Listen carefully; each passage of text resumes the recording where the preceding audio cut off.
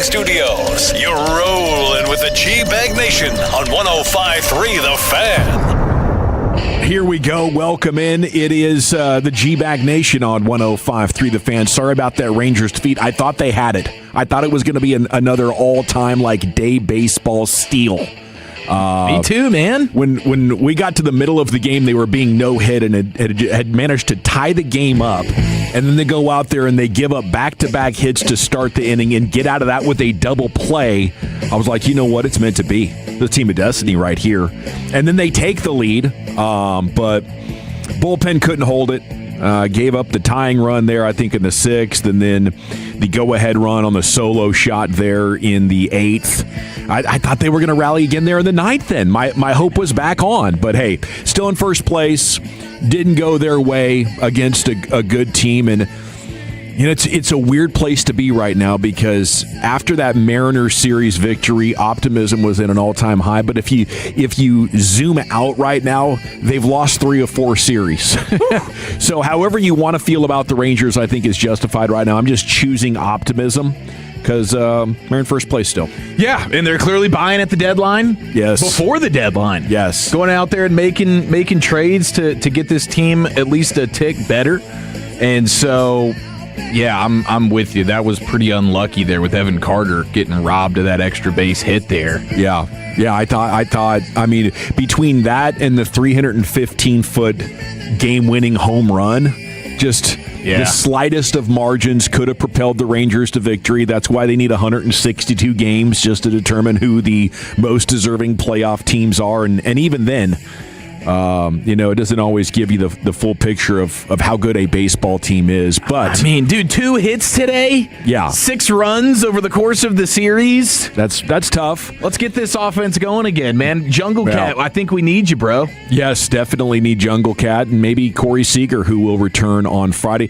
Team managed to get 7 walks today. Yeah, that's nice. So, yes, offensive outage a little bit, I think, is a factor. But another factor is this is a team that kind of knows how to win, and they have a more patient identity. So when things aren't going their way with barreling that thing up, they can at least be a threat to score. And they dang near did it. Salute to Lopez for challenging 2 in the ninth in the same at-bat, and he was right on both of them to secure the walk. He ends up on second base as the game came to a conclusion. They nearly pulled it off. We'll talk more Rangers with you here throughout today's show. We have a special guest coming up at 4:20, Alex Faust from Apple TV. He's going to give you his perspective on the Rangers because tomorrow night's Silver Boot opener is going to be over there on Apple TV. But yeah, Cowboys training camp practice day 2 is now live. Okay, there's a lot to talk about here with these Dallas Cowboys. Broadus is watching. He'll be joining us probably in the next 30 minutes or so, 30 or 45 minutes with his takeaways. Krusty's Corner's coming up in just over an hour. But we'll come back and give you everything we've learned about the Cowboys and how camp is going since last we broadcasted with you and get this show started properly next year on The Fan. It's a Thirsty Thursday, proudly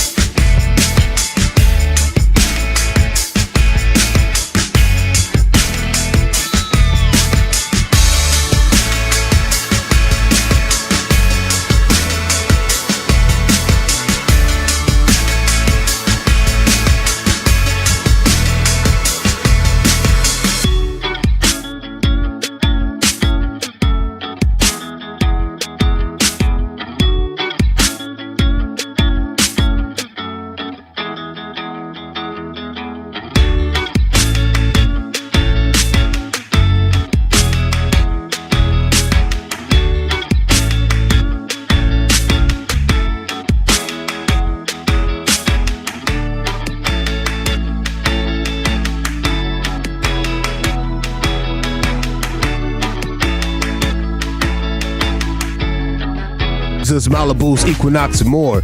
Visit ClassicChevrolet.com.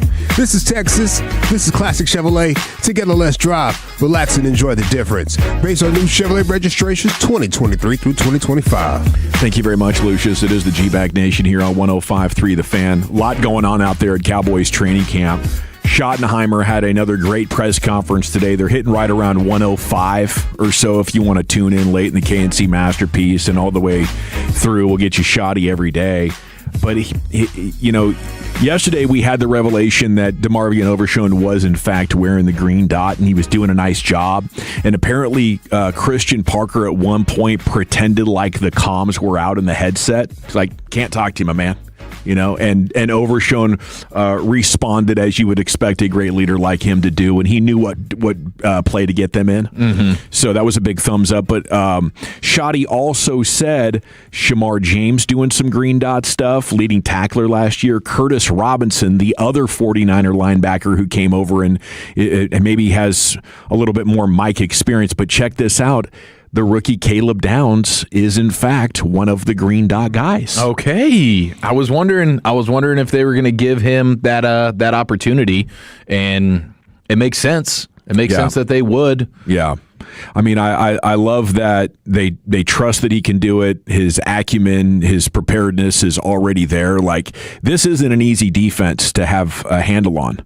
And one of the buzz phrases of this offseason has been they want players whose, quote, brain works. And obviously everybody's brain works, but it's a sliding scale, and they want to be on the higher end of that because of all the different pre-snap and post-snap communication issues that the green dot guy is going to have. And it's a tremendous advantage, especially when you're dealing with a league where there's so much turnover and there's so many young guys whose oftentimes their brains don't work.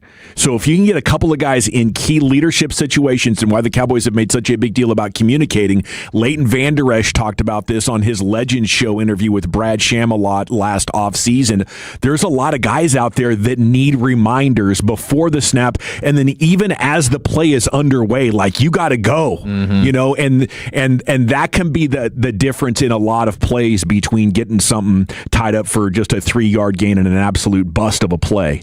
So if Caleb Downs is ready for that in this defense with this coordinator asking so much, I think that's just another reason to believe savant-like ability is maybe the expectation, and a fair expectation here for Caleb Downs in year one.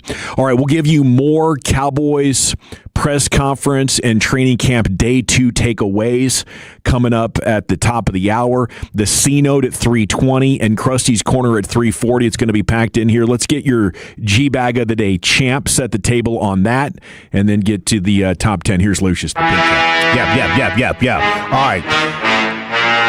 What is it, maybe going for 2 today at 5:30? Yep. Sounds right. Well, we have a pastor that fired his musician during praise and worship service, right in the middle of it. Pastor wanted to get on with the ceremonies, but the praise and worship people were saying the Spirit is in the room. Amen. We're going to start right now. The hood, we're going to start right now. We're going to start right now, hood, because the pastor said stop.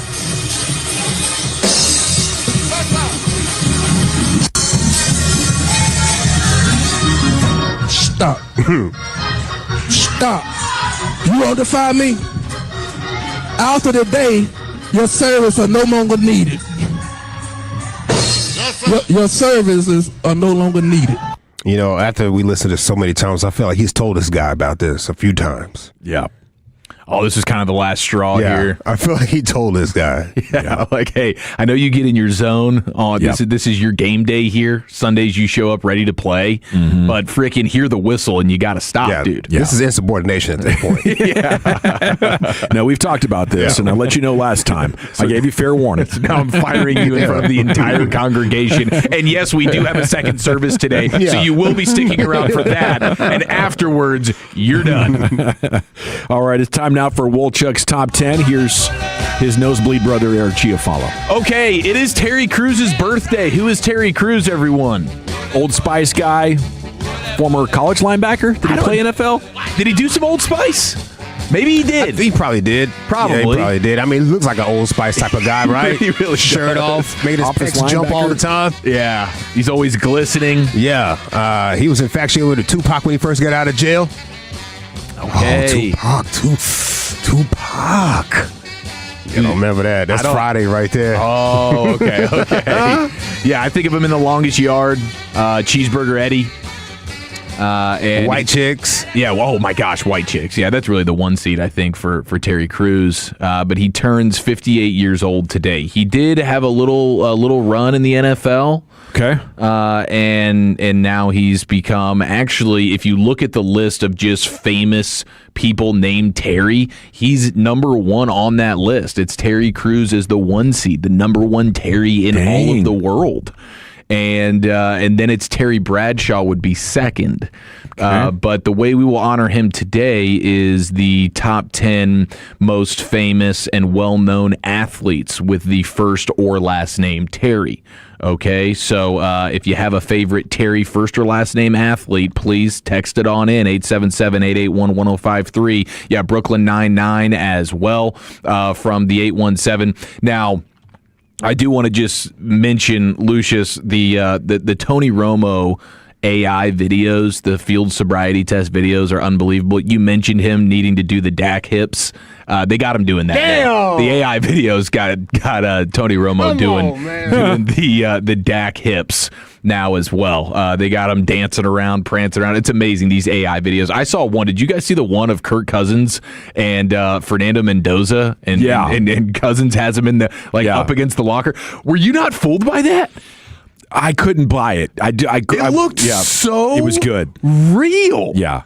I couldn't believe it. That was AI. Like these AI videos are just totally ridiculous right now. I think our AI filters are getting so good, and mine doesn't go to does this look real now? It goes to is it realistic to believe this happened? Yeah, is this even possible here? Yeah. Yeah, no, I get that. Tony Romo mentioned his grandparents. Yeah.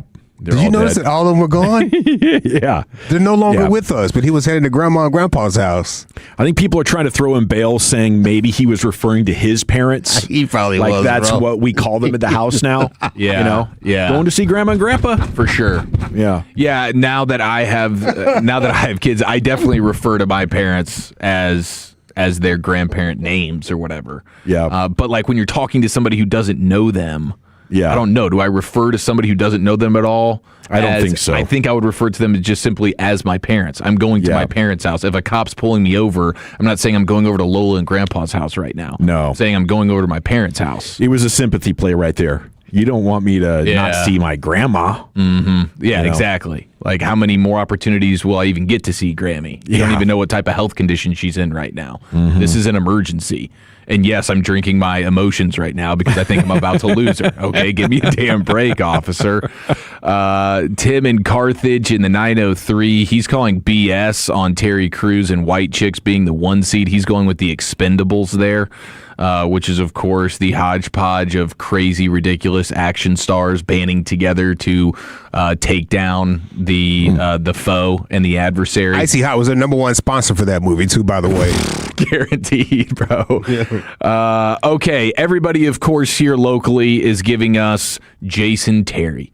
Yeah. Jason the Jet Terry as their favorite athlete with the first or last name Terry. There's no question about that. He comes in at number 7 on this list. At 10, we have Terry Metcalf, all-purpose running back, returner for the St. Louis Cardinals, 3-time Pro Bowler, set NFL season, single-season all-purpose yards record as well. So Terry Metcalf comes in at number 10. You have Terry Steinbach in baseball, 3-time All-Star catcher, 1988 All-Star Game MVP, World Series champion with the Oakland Athletics. He was a great batting helmet guy. He had this custom jaw piece that came out, you know, so everybody knew Terry Steinbach back then. I like that. I mean, the baseball cards were such a big part of my understanding. For me, if you want to go back to late 80s, early 90s, though, it would be Terry Porter, the former basketball point guard. Okay. Yeah. He played for the Trailblazers. Oh, of course he did. Yeah. Heck yes. Had his Dairy Queen glass. Put a letter on him in horse one day, actually, at the Memorial Coliseum at halftime. Did you really? You lost horse to H? Yeah. Oh, yes, I did. Yeah, I lost horse to H. Yeah, it was not good. That is pretty fun, though. Was that in front of a crowd? Like, you're out there putting up jumpers? You were that confident in your jumper that you were willing to do this in front of an arena full of fans? The reason I shot the 3 is anything else more simple would have looked pathetic when I missed it. Like, you don't want to try a layup or an 8-foot off glass. Right, you want to make So I was like, if I miss this 3, it's like, oh, he missed the 3. Of course he did. Right. Just a morning show guy who's strung out right now. You know what I'm saying? So I went back there for 3, and I put it up, and it went in. I was like, oh, yeah, meant to do that for sure. Right. I'm that guy. I'm still blown away every time I set foot on a basketball court and they show the NBA line, where the NBA three-point line is. It's just how freaking far away it is. It's unbelievable. Number 8 is Terry Butcher, football, soccer man, England captain, standout center back, 77 caps across 3 World Cups. Take your word for it. Jason Terry, of course, as well. The Jet, 19-year career. Of course, 2011 NBA champion with our Dallas Mavericks, 2009 Sixth Man of the Year, NCAA champion with Arizona as well. At 6, you have Terry Pendleton. Braves. Third baseman? Yeah, Gold Glove machine. You have Terry Labonte, NASCAR, 2-time NASCAR Cup Series champion. Yeah. I'm sure Broadus would be having some fun with Labonte right now. Is that a whole family of Labontes? I think there's a long lineage of Labontes, dude. I think you just say Labani. Labonte? Yeah. Oh, okay. Shoot. I think they abandoned that Labonte. Yeah, Labonte. Frenchman type of deal. They went more southern. NASCAR is Labonte. Yeah. We got Bill Terry, Memphis Bill. Hall of Fame first baseman and manager for the New York Giants. Last NL player to hit 400. Damn. Really freaking impressive. You have at 3 Terry Fox, distance running and wheelchair basketball. Canadian athlete and activist, famous for the 1980 Marathon of Hope. Let's go. You have John Terry at 2. John Terry, soccer. Oh, yeah, Chelsea. Legend. Ringing bells, huh? Yeah. And number 1, of course, is going to be Terry Bradshaw. Well, thank you, Chief. Yes, sir. Love it. Walchuk will be back next week. Send that man some love on social. Let him know that he is missed. We have more Cowboys training camp. We have reaction to the Rangers trade from last night and everything else that's been breaking throughout your broadcast day. Coming up next here, it's the G-Bag Nation on the Fan.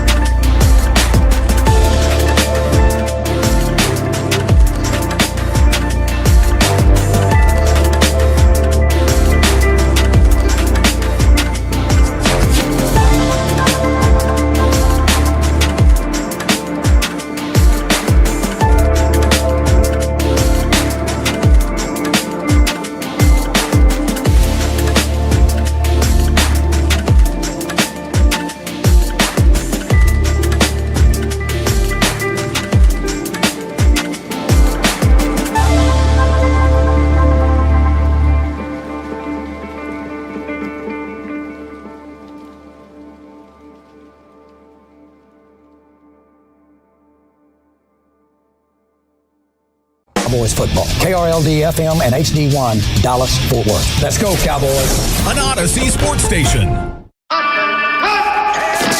Driven by our D&M Leasing Studios, you're rolling with the G-Bag Nation on 105.3 The Fan. Here we go. It's hour number 2 of the G-Bag Nation on 105.3 The Fan, and we are off and running.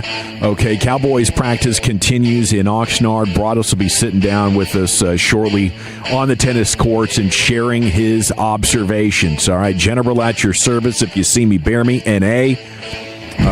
There's Lucius Alexander in the Pimp Cup Master Control here, 75 and 635. You have Eric Chiafalo in the house.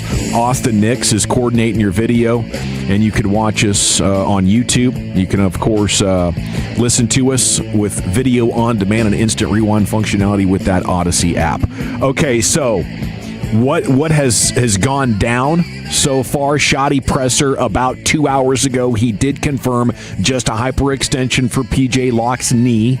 So that is your first injury of camp. Kind of sucks for him, trying to earn a starting spot and all that, but not really big long-term concerns. No, I did. I just saw the video of it.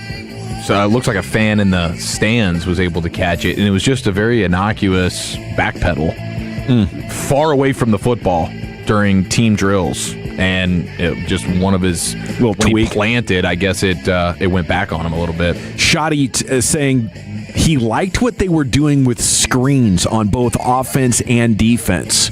That's something they really want to improve on both sides. Defensively, screens were unnecessarily chunk plays happening to you, and then offensively, there's just not that many places that you can go for, the attempts at your own chunk plays or to give yourself at least a shot at it if the ball carrier can make something happen. And the Cowboys just have not been good enough at screens, I feel like, for most of Dak Prescott's career. Yes, I think that's totally fair, and it's a difficult thing to have everybody in sync.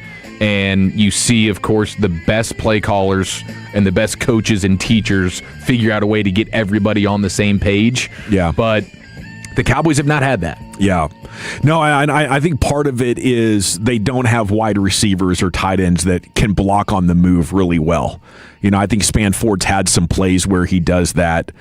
Maybe at the line of scrimmage, you like his matchup even, against a lot of defensive players out there. But when it comes to CeeDee Lamb, George Pickens, I don't think you're getting good enough blocking out there in order to spring some of these. And, maybe emphasizing it, doing more of it in training camp, they can start to harvest some of those gains. Ball security has been a big emphasis, and they call it shots on ball. And I guess they're running highlights of like Gary's punch out and everybody that in these situations, because there's not much tackling, especially the first week of Cowboys training camp. There's going to be no tackling at all. There's a lot of opportunities here to sort of work on this.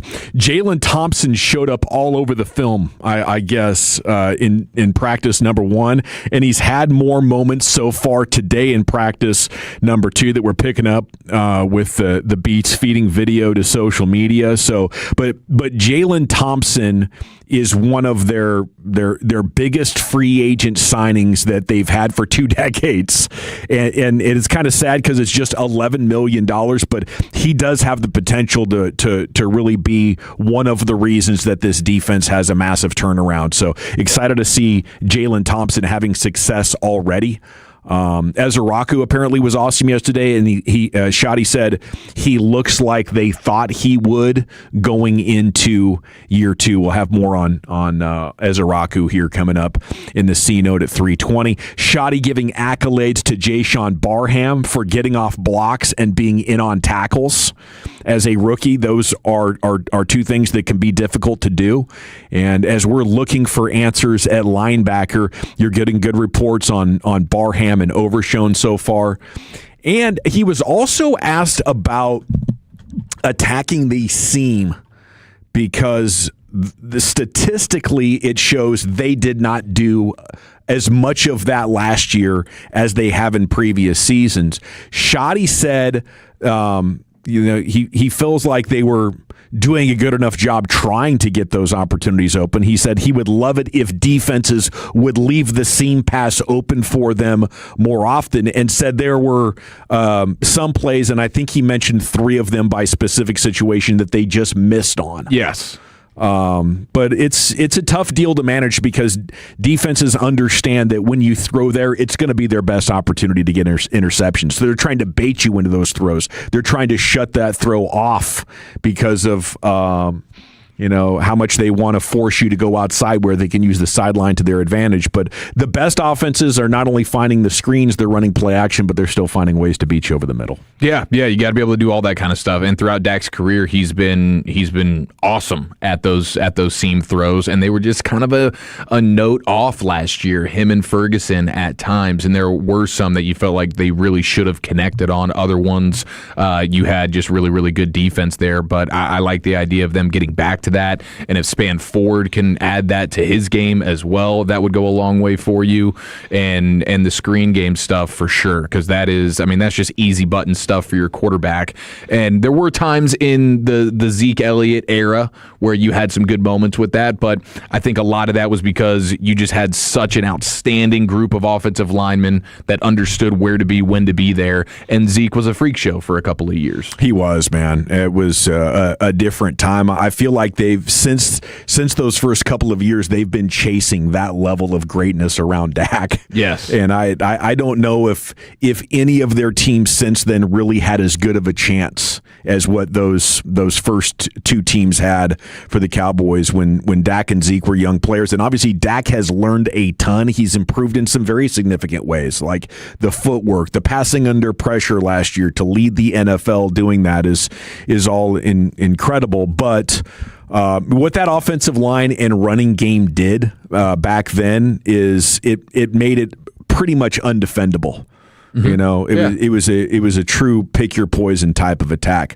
We also learned that players, I think Guyton revealed this, they're referring to the nickname of this offense, at least I think this is what Dak has glossed it, GOTI, the greatest offense there is. Yeah, I want to say they're calling it Gotti. Okay, Gotti. The Gotti offense. Okay. But I haven't heard anybody say it, but that's just how I'm reading it. I thought it might be Goaty. Okay, Goaty. I was like, is Dak saying all of this every time? Is he saying? I mean, Gotti does make some sense. Goaty or Gotti, one of those two. But yeah. Dak is clearly feeling confident, as he should, about this offense right now. Okay, so Dak was 11 of 15 yesterday. Should have been 12 of 15, but of course, everybody knows now. We saw how the first ball went from Dak yesterday. Was it the Lamb? That was a Lamb drop. Okay, yes. Okay, Nick Eatman, DallasCowboys.com video this morning. CD was out there on the practice field, 7:45, hitting that jugs machine. Yes, he was. Apparently, this is something that he does. In particular, after he drops a ball in practice, he gets really upset at himself and he hops on the jugs machine. That might be something he needs to do every single day. We cannot have these focus drops. I hope he carries that energy into the rest of camp. Like I don't necessarily want jugs machine after drops.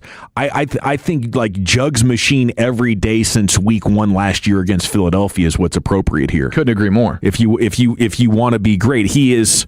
He is, for his career, just a little bit below average at securing catches. If you're a great wide receiver, I need you at least a little bit above average. Now, sometimes there's a Terrell Owens where it's just like, hey, I'm never going to be the best catcher of the ball, but I don't think there's any reason to believe you should accept this from CeeDee Lamb. So if it's not better now, is that a bad omen for how the season's going to go for CeeDee Lamb? That's what I worry about. I mean, it's fair to worry about that, and the focus drops are something that he's got to get figured out, and you would think just spending as much time possible on the jugs machine would be a no-brainer for a guy like that, because the ability is so clear, and he's made some of the more circus-type catches throughout his career that make you, like, your jaw drop. The touchdown a few years ago versus the Vikings, where it's like a bobble crazy deal, and he comes up with it. So he can make these crazy catches, but there's just a focus situation for some of these. Like the one yesterday was pretty inexcusable. Yeah, and I hope that scared the hell out of him. I know. And it should have been, like you said, he should have been scared straight last year after week 1 versus Philadelphia. The random drop here, there's not the end of the world, but in these high leverage moments, like it was against Philadelphia, where these are huge plays. Yeah. You cannot have that. No, you can't. And that was an opportunity last year to open the season with a win against the defending champs. And you could say if Lamb didn't have those drops, they likely would have won the game. It's not like they were trying to put themselves in position. It's like, no, you make these plays and the Cowboys would be holding a lead late in that game one way or another. So, I do think a lot of stuff could have changed when CD got paid. And the last game he played before he got paid, where you're in the playoffs and he's losing it and kind of showing up your franchise quarterback and Dak Prescott. Oh, the Green Bay game. I think there was just something weird going on there where CeeDee Lamb was transitioning from a young, hungry player who I had nicknamed CeeDee Ram, because when he got the ball, he was like looking to punish defenders and he was put his head down and barrel through. I didn't see a lot of that last year. I mean, maybe the injury was the big factor, but I think this is a big prove a year. You're 27 years old. You should have about 3 more years, somewhere between 3 and 5 years left at the absolute top of your game where there is not a great answer for you. And I'm not saying he's washed. I'm definitely not saying that, or that you wouldn't want him. I think he's still one of the top 10 wide receivers in the game, but I don't want smiling, dancing, cheering for teammates. I'm looking for pissed off CD with something to prove here for the rest of camp. That's one of the things that I'm going to have my eyes on when we touch down on Sunday. Other things I'm looking at right now, I'd say, can Jaden Blue follow up what he did yesterday? Can we start to get more of these? Now, it's hard to tell without pads, but you look at this offense, the passing game's going to be good. Right now, I feel like their identity is Dak plus Lamb and Pickens, and then, not a bunch of playmaking. Some pretty average speed guys that they're going to have the ball in their hands the majority of their time, and they're sort of taking advantage of the space provided to them from those 3-star players. That changes if Jaden Blue can give you more of what he did yesterday. Yeah, and I'm already seeing some clips of today. He had a nice run that started right that he ended up bouncing back to the left with, it looked like a really, really nice chunk gain there. And Jalen Thompson was the one that got him on the angle, so it looks like Jalen Thompson's got some wheels as well. But yeah, that is, I mean, I've been banging that drum all off season long. That was one of the, when you start to really dig deep into some of the flaws that the offense had last year, was just not having that home run threat out of the backfield. And Blue is the only guy with that kind of skill set. So hopefully all the talk that he's kind of gotten himself together and understands what he needs to do to actually be given opportunities to be put on the field. Man, and you talk about the screen game. Like if they can get a screen game going with Jaden Blue, oh my goodness. It really unlocks so many things that this offense just wasn't able to access last year, because for as good as Javonte Williams is, he's not that guy. Yeah, no, he can do a lot of different stuff, and I think the ball security is always going to be out there because of how his career went in college, and then in his limited opportunities last year, he didn't inspire great confidence with the ball security. But this coaching staff is focused on it as well. So if you do cough the ball up a couple of times, I think it would greatly diminish Jaden Blue's future opportunities. So it's a huge opportunity here as we get into training camp next week to evaluate how good he's going to be in that department and providing the explosive plays that this offense needs, especially in the run game. Massive series coming up for the Rangers against the Astros. They have won 8 of 9 down there in Houston. The Astros are off tonight. They're throwing Hunter Brown against Nathan Eovaldi tomorrow at 7:00 on Apple TV. And the Astros are actually looking to get into sell mode because they basically don't have any big league ready talent in their farm system. They're like, okay, I guess this is going to be our rebuild. A week and a half ago, that was the reality. But they've won enough now to make them feel like, hey, we are in this thing, and they might be looking to be buyers. And obviously this Silver Boot 3-game series starting tomorrow night in Houston is going to be massive. Mariners are finishing off their series against the Dodgers tonight. It'll be Wu against Sasaki. And, of course, we got to talk about the Rangers getting the trade season started last night. The 19-year-old infield prospect going for Chase Silseth and Logan O'Hoppe for Arredondo. He's not in Keith Law's top 20 Rangers prospect. He's not an MLB's top 30 prospect. So the Rangers really didn't give up much, and I believe got a pretty dang good bullpen arm. Yeah, oh, they did. Yes, for sure. I mean, that's exactly what they needed. They needed a righty reliever who they could depend on, and this dude has been nails as of late. I think out of his last 7 starts, he hasn't allowed an earned run. So he's got a little bit more gas as well that he can throw with, which, of course, the bullpen needs because they don't have a bunch of those guys. So, yeah, this was a great trade. I love seeing it. Shout out to CY getting aggressive a touch early. Yeah, and didn't have to spend much money. No, not at all. As that might be the you got him under control for a while. Yeah, you do. You have him under control. I think the catcher they acquired, it's kind of a reclamation project, but he's just at $2.6 million. The most interesting thing going into Monday is how tight is Ray Davis right now with this checkbook? Because the report from Buster Olney that they don't have payroll to add, if that's the case, then I think it's really hamstringing CY, and unnecessarily so. You've really put the fans through a tough deal for the last 2 years, not getting back to the playoffs after winning the World Series. You put them through this victory streaming service thing, and now it's over to Buzzer. I think RSN's a hell of a product, but Rangers fans are, they're hungry for some level of success. And it's one thing if you try your best and you spend your resources and then you come up short. I think fans will understand that. I think it's a different ask of the fan base when you say, hey, we could spend a lot more. Other teams in the top 10 of market size are spending a lot more. Taxpayers built us this stadium, and we're just going to say, no, we don't want to add payroll right now because we don't want to lose money. And if that's the case, if that's how you're going to manage it, then I would say again, I'd love to see them Ray talking about maybe selling this to somebody who would be willing to be more committed to winning. It is a time where family billionaires across multiple different leagues are finding it appropriate to cash in on their investment. You bought this thing for under $600 million. You could get $2 billion for it right now, Ray. Come on. Okay, we got to run. We got the C-Note, Cowboys News of the Evening coming up next year. It's the G-Bag Nation on 105.3 The Fan. The more time you give, the more our...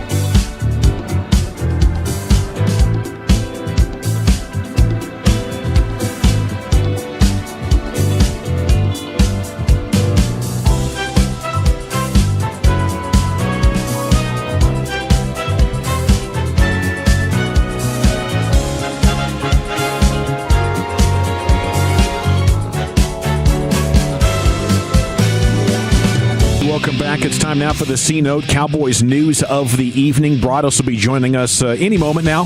Krusty's Corner's coming up in 20 minutes. Segment is brought to you by the Frankels. Life is unpredictable. Accidents happen. If you or a loved one's injured in a car or truck wreck, call the Frankels first, 214 or 817-333-3333. Go online, frankelfirm.com. Okay, Brian's saying he's here. All right. So we will react to today's practice and get you some Cowboys news right here every afternoon at 3:20. Cowboys news of the evening. Looked like Jonathan Mingo has struck again. My leading candidate for Mr. Oxnard right now, the receiver who makes big plays. I think Trayshawn Holden is still to be heard from in this regard. There's some, interesting young wide receivers on this team as always, but looks like maybe a 15-yard dig route coming in for the left side for Jonathan Mingo from Dak Prescott. Great throw layered between levels. Great pass from Dak Prescott, but that would be huge right there if Mingo guys can become a threat in this passing game. What do you think the chances of that are of happening? Well, I mean, I would love it. I don't like the chances just based on what we've seen since the trade was made, but it would be fantastic to have a guy like that because if he can be a threat as an actual pass catcher, he's such a beast as a run blocker. He helps your run game and everything like that. So I would love it. Broaddus, is that what you saw today? You saw little Mingo get in action? Yeah, good afternoon, gentlemen. Appreciate you having me on again as always. The thing with Mingo, though, is that he had a couple of really good routes today where he was able to make, you talk about the dig, and Dak put the ball right on him. The thing that's going to happen to Mingo, and it happened to him in this practice, is he ran the same route earlier, probably 6 or 7 plays earlier, and Dak put the ball behind him, and he's just too big, and he can't get back. He tried to put a hand back. Dak's got to put the ball. When you put the ball in front of Jonathan Mingo, he's got a shot to be able to make it. As Chief talked about, he's a big guy. He's got the length and all. He can separate, too, for a guy that big. He can cover some ground. But you almost have to put the ball right on top of him for him to have the opportunity, because it was a little disappointing that, you need to make that play. Ball was a little off. He got knocked it up in the air. They're lucky it wasn't intercepted, but he did have 2 other receptions that were outstanding.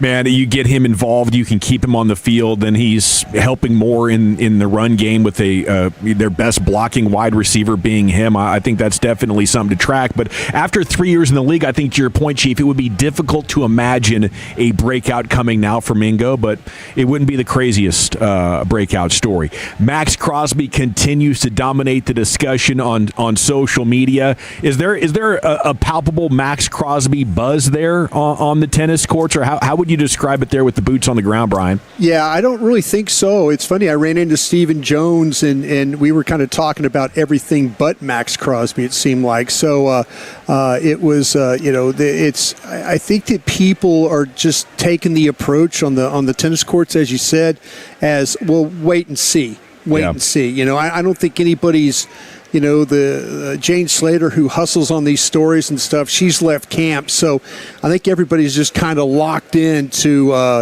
hey, what's on the field right now? There were no questions in the Schottenheimer's press conference earlier today about any trades or Max Crosby or any of that stuff. So I think the buzz was that opening day buzz, and then we're kind of now just worried about the players that are here. So are you gonna share with us what you were talking to Steven about? Coming up in the corner? I asked him. I go, do you miss the days of practicing in Austin, where it was really a bloodbath